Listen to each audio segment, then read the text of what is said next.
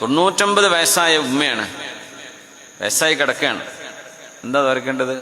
വല്യമ്മാനെ നല്ലവർക്ക് മരിപ്പിക്കണേന്നാ? അല്ല, വല്യമ്മാക്ക് ശിഫ കൊടുക്കണേന്നാ തോർക്കേണ്ടത്. അള്ളാഹുവേ നീ ശിഫ കൊടുക്കണേ, ആഫിയത്ത് കൊടുക്കണേ. അങ്ങനെ തോർക്കാവൂ. നമ്മളൊരു 80-85 കഴിഞ്ഞാൽ പിന്നെ ദുആ.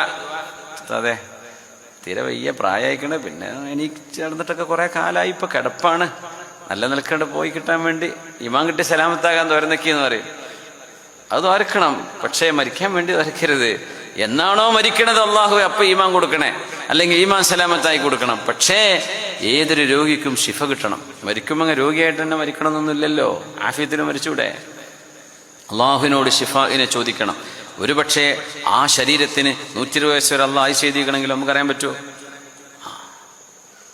അതുകൊണ്ട് പ്രായമായി വയ്യാണ്ടായി ഇനി എണീക്കൂല, അതൊക്കെ നമുക്ക് തോന്നുകയാണ്.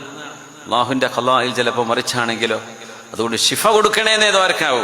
എന്തല്ല ഞാൻ മരിപ്പിക്കണേ, എല്ലാവരും കുഴങ്ങിക്കിട്ട് നോക്കിയിട്ട് ഇനി ആവുന്നില്ല, നോക്കാനൊന്നും ആളില്ല, പഠിച്ചോനെ വേഗം കൊണ്ടേക്കോട്ടെ, അങ്ങനൊന്നും പറയരുത്.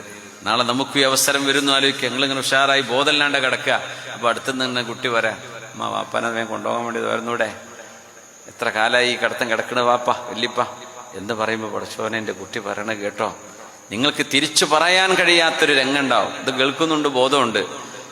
കുട്ടിയെ പറയല്ലേ, വാപ്പാക്ക് മരിക്കാനൊന്നും പൂതിയായിട്ടില്ല എന്ന് തിരിച്ചു പറയാൻ കഴിയാത്തൊരു നേരം എന്തൊരു വിഷമായിരിക്കും. അതുകൊണ്ട് രോഗിക്ക് പോലും പ്രതീക്ഷയാണ് കൊടുക്കേണ്ടതെന്നാണ്.